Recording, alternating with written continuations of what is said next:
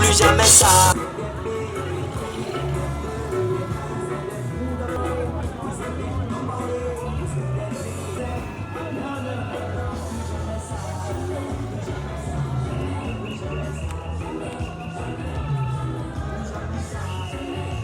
Pasipo kuwaadhibu. Ni sharti sheria ifanye kazi yake kwa kuadhibu wale wafanya maovu yote. Na pale tunakumbuka wenzetu waliouawa Kasika, waliouawa Beni, Kipupu, Butembo, Makobora, Nakiri, Ituri. Jamais mkongomani tena kubakwa ovyo ovyo. Na tunasema tunahitaji raporo mapping ifanye kazi. Ili yote madelegation fulani ni sharti tusimame kwa kutetea haki. Ndio amani ya Kongo. Ndio maana unaona population yote leo ilisimama. Ndio. Na kusema plus jamais ça. Plus jamais mkongomani kubakwa. Plus jamais mkongomani kuuawa ovyo ovyo. Plus jamais mkongomani kuteseka juu ya mali yake. Kulala na kulamuka kwa mkongomani ilishakuwa ndoto. Kulala na kulamuka kwa mkongomani ilishakuwa hitaji. Plus jamais ça. Plus jamais violence, tuerie, crime yote tunakatala. Ndio kwa maana unatuona na kushe zote za population.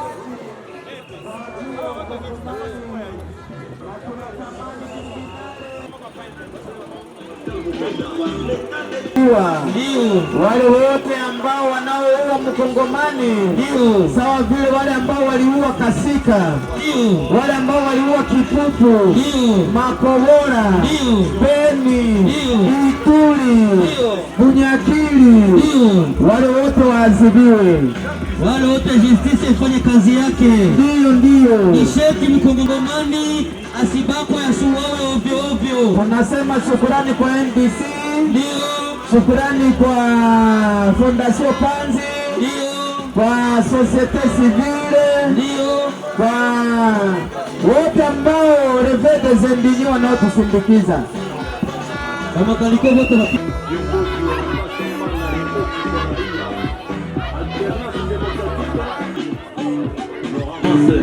c'est de richesse de notre pays. Les richesses du Congo ne doivent pas être fausses pour l'heure des citoyens.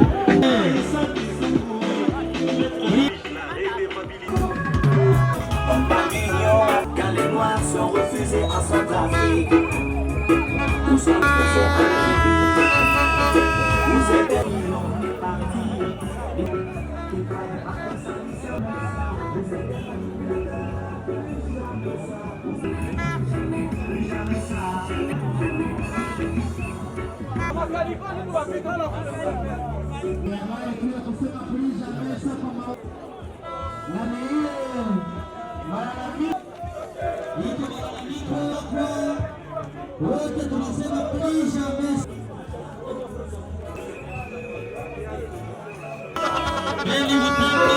On est parti, dites-moi pourquoi jusque-là la vie traîne. Les gamins, c'est eux qui l'entraînent. Je vois les larmes d'une mère qui croyez pas que sa vie sera éphémère. Vous êtes des salauds, plus jamais ça. Vous êtes des capots, plus jamais ça. Oh, watetezi wetu, watetezi ya haki ya binadamu, watetezi wa Kongomani, ndio nao wanasema plus jamais ça. Bien kabisa.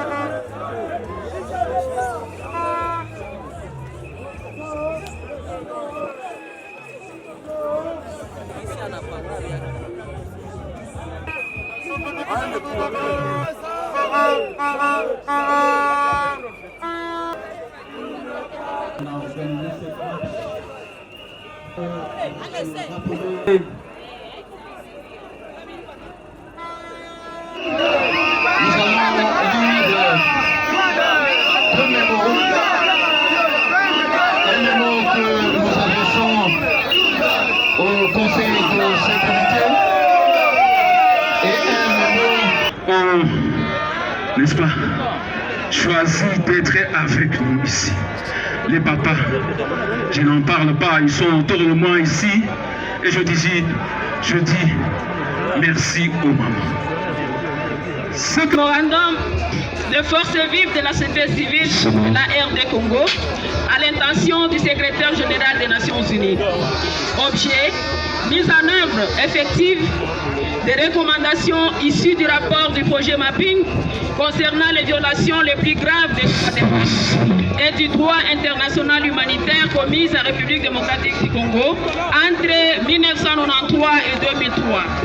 Copie pour information à membres permanents et non permanents du Conseil de sécurité des Nations Unies, Monsieur le Président de l'Union africaine, Son Excellence Monsieur le Président de la République démocratique du Congo, Madame la représentante spéciale du secrétaire général des Nations Unies en RDC, Madame la haute commissaire des Nations Unies pour les droits de l'homme, Monsieur le secrétaire général, à la veille du 10e anniversaire de sa publication, le 1er octobre 2020 du rapport du projet Mapping concernant les violations les plus graves des droits de l'homme et du droit international humanitaire commises sur le territoire de la République démocratique du Congo entre 1993 et 2003 demeure sans suite.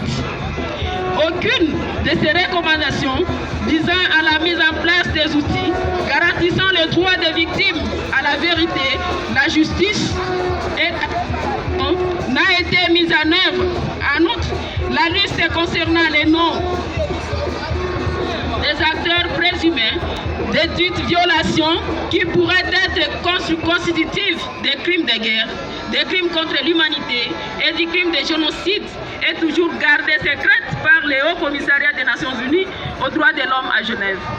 Les massacres et les atrocités de masse, y compris les violences sexuelles liées au conflit, se poursuivent au quotidien dans un climat prévalent d'impunité, notamment car certains de ceux qui devraient en répondre occupent des hautes fonctions au sein des institutions et des forces de sécurité et de défense et d'autres circulent librement dans les pays étrangers.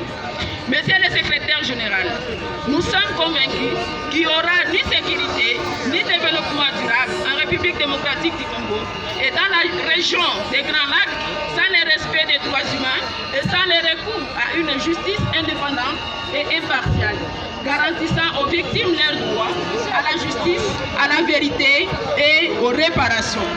Monsieur le secrétaire général, depuis plus de 20 ans, le docteur Denis Mukwege, prix Nobel de la paix, répare à l'hôpital de Pente des victimes de viols et de violences sexuelles, utilisées comme stratégie de guerre, de domination et de terreur, dont l'ampleur et la gravité sont une conséquence directe de l'impunité, des crimes révélant du droit international qui continuent à être perpétrés sur le sol congolais par divers groupes armés étatiques et non étatiques congolais et étrangers. Son plaidoyer pour les droits humains spécifiques aux femmes et aux jeunes filles pour la justice et la paix lui attire jusqu'aujourd'hui de nombreuses menaces et intimidations, car de nombreux acteurs publics et privés, congolais et étrangers, ont intérêt à préserver les statu quo pour poursuivre leurs entreprises criminelles et éluder la vérité et la justice. Monsieur le secrétaire général, en vue de rayer le cycle récurrent de violence qui endeuille chaque famille congolaise depuis plus de 20 ans, et pour que la justice soit rendue au peuple congolais, les organisations de la société civile, signataires de cette pétition, vous demandent de soutenir les efforts du président de la République démocratique du Congo, Félix Antoine Tshisekedi, qui vient de s'engager à faire recours aux différents outils de la justice traditionnelle, notamment l'établissement d'un tribunal international pénal pour la République démocratique du Congo et ou des chambres mixtes spécialisées. De s'assurer que ces mécanismes judiciaires indépendants et impartiaux, une fois établis, étant accès à la base des données du Haut Commissariat, actuellement strictement confidentielles, identifiant les présumés acteurs de 617 incidents violents documentés dans le rapport du projet Mapping concernant les violations les plus graves des droits de l'homme et du droit international humanitaire commises entre 1993 et juin 2003 sur le territoire de la RDC. De soutenir les efforts pour l'établissement de mécanismes de recherche de la vérité, des programmes de réparation et des garanties de non-répétition, telles qu'une réforme profonde des secteurs de la sécurité et de la justice. D'assister les autorités congolaises dans l'adoption de la mise en œuvre effective d'une loi nationale sur la protection des défenseurs des droits humains en général et d'une loi spécifique visant la protection et l'assistance des victimes et des témoins, accompagnée des financements appropriés et durables. D'assurer la participation effective des victimes, y compris des survivantes et des survivants des violences sexuelles, à la conception, à la mise en œuvre et à l'évaluation des mesures de justice qui les concernent directement dans l'esprit de la résolution 1325 du Conseil de sécurité et de l'agenda femmes, paix et sécurité. D'encourager la création par le gouvernement congolais d'un fonds d'indemnisation au profit des victimes des crimes les plus graves. En vous remerciant d'avance pour votre attention et dans l'expectative d'une réponse de votre part, nous vous prions, Monsieur le Secrétaire général des Nations Unies, d'accepter nos cordiales salutations.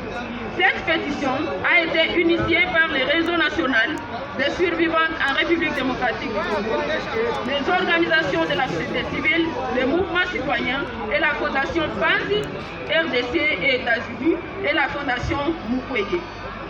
Elle est soutenue par Amnesty International. Nous disons et nous vous remercions. Sans tarder, nous lisons le message qui est adressé au président de la République. Et acteur politique de la province du Sud Kivu, adressé à son Excellence, Monsieur le Président de la République démocratique du Congo, Monsieur Félix Antoine Tshisekedi Tshilombo, au sujet du rapport Mapping. 1er octobre 2010, 1er octobre 2020, 10 ans après la publication du rapport Mapping, le peuple congolais exige la réparation des crimes commis entre 1993 et juin 2003. Il faut arrêter la roue de la mort. Plus jamais ça. Excellence, Monsieur le Président de la République, avec l'expression de nos hommages le plus déférents, nous, acteurs de la société civile de la République démocratique du Congo en général et de la province du Sud Kivu en particulier, toutes tendances confondues, toutes les composantes de la société civile, les associations de développement, les associations philanthropiques, les associations de droits de l'homme, les syndicats, les corporations professionnelles, les confessions religieuses, les médias, les associations impliquées dans la protection de l'environnement, celles impliquées dans la promotion des droits des femmes, des enfants, les organisations des jeunes, les mouvements citoyens, la nouvelle dynamique de la société civile, le bureau de coordination de la société civile d'une part et d'autre part les acteurs politiques. Animés par l'esprit patriotique et considérant qu'après des décennies de conflits, un état de droit n'est possible qu'à travers une justice transitionnelle garantissant la non-répétition des crimes et la réparation pour les victimes.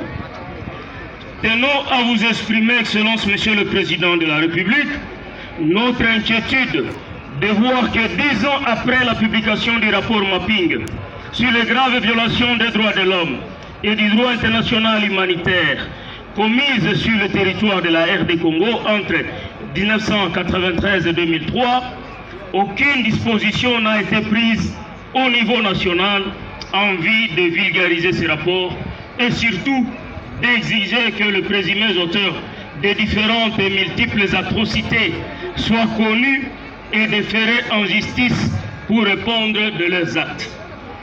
Excellence, Monsieur le Président de la République, faudra-t-il rappeler qu'au cours de cette période macabre de 10 ans d'impunité, des millions de compatriotes ont été massacrés, d'autres violés.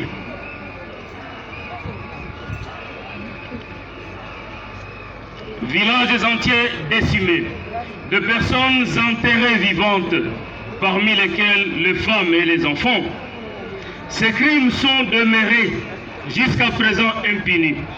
Il est inquiétant de voir que la roue de la mort continue à tourner dans notre pays à travers de nouveaux massacres perpétrés après la publication de ces rapports dont le contenu est ignoré par la majorité du peuple congolais.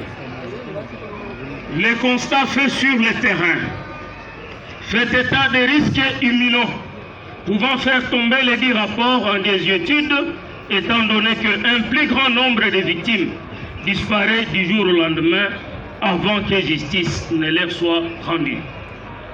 Ces situations de crimes récurrents privent le peuple congolais de jouir de la paix après l'organisation de 3 cycles électoraux qui avaient semblé redonner espoir au peuple d'effumer les calumet de la paix. Mais hélas,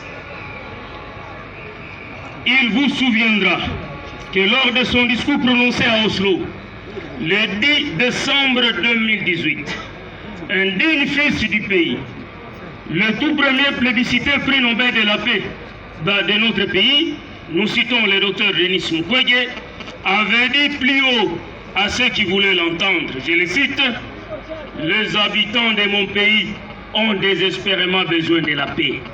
Mais comment construire la paix sur de fausses communes? Comment construire la paix sans vérité ni réconciliation? Comment construire la paix sans justice ni réparation? » Excellence, Monsieur le Président de la République, chef de l'État, le peuple congolais en général, et celui du Sud Kivu en particulier, garde encore en mémoire votre discours prononcé le 24 janvier 2019, une date historique pour notre pays.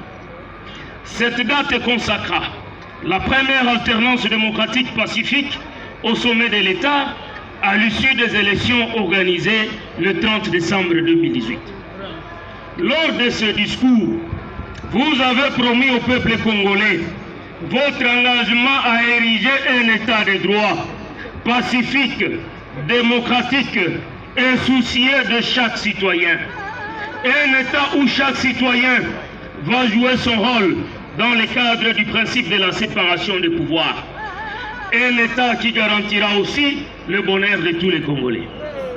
Excellence, Monsieur le Président de la République, le peuple congolais ne peut jamais aspirer au développement sans paix ni justice. La population du Sud Kivu a salué à son juste titre votre discours lors de la 45e session du Conseil des ministres au cours de laquelle vous avez engagé le gouvernement congolais à accélérer la mise en place de la justice traditionnelle RDC.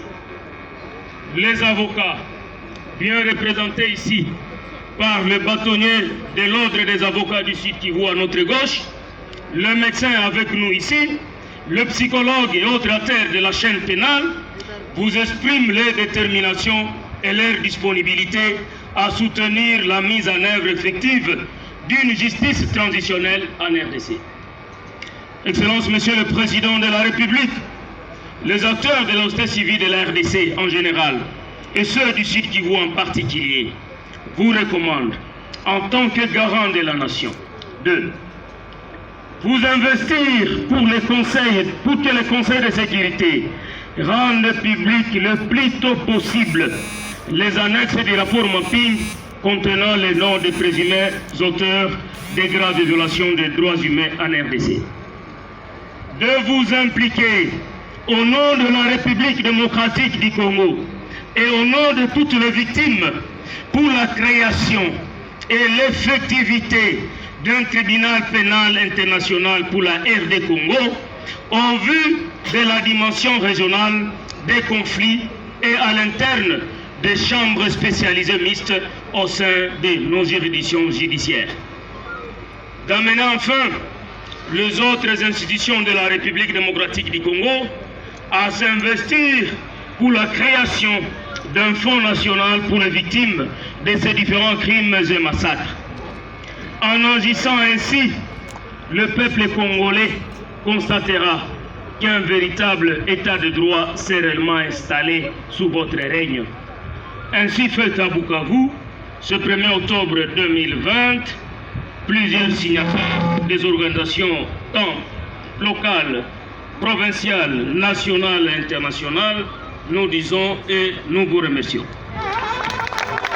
Bien, merci pour ce message. Nous allons donner la... Merci beaucoup pour la parole. Je vais d'abord féliciter la population sous la houlette de toutes les organisations de la société civile d'avoir marché dans la paix et venir exprimer les mémos adressés à son Excellence, Monsieur le Président de la République, le chef de l'État. En tant que son représentant personnel en province, je prends et j'accuse réception de ces rapports, de ces mémos. Ces mémos qui demandent que les rapports mapping soient publiés dans tous ces annexes et aussi qui réclament justice aux victimes dans notre province des atrocités de la guerre que nous avons connue. Je vous félicite donc et je vous assure que ça sera transmis auprès de l'autorité suprême. Rentrez dans la paix et surtout continuez à vous mobiliser pour les droits humains et pour la justice dans notre pays. Je vous remercie. Bien, c'est le moment de remettre les copies de ces deux documents. Vous comprendrez, chers manifestants, qu'il y a quelques signatures qui sont sur ce document-là. Nous allons trouver les modalités pour obtenir les signatures d'autres personnes qui sont intéressées.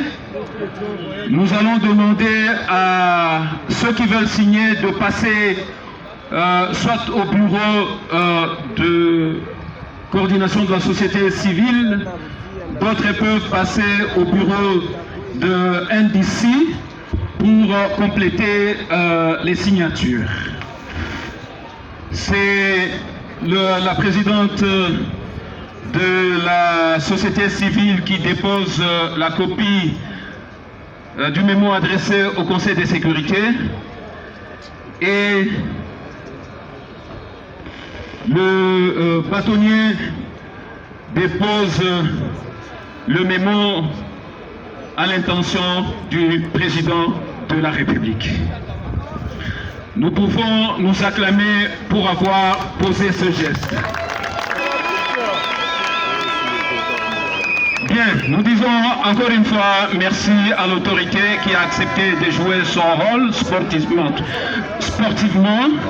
Nous allons rester en contact avec lui pour voir quelles sont les réactions du chef de l'État et de la communauté internationale par rapport à ce message que nous ne cessons de dire que le vent s'élève à l'est. Nous venons de déposer un message clé, un message fort, et nous pensons que tout ce que nous avons vécu, nous allons progressivement trouver des issues à la suite des contacts que nous allons poursuivre avec nos autorités. Bien, merci.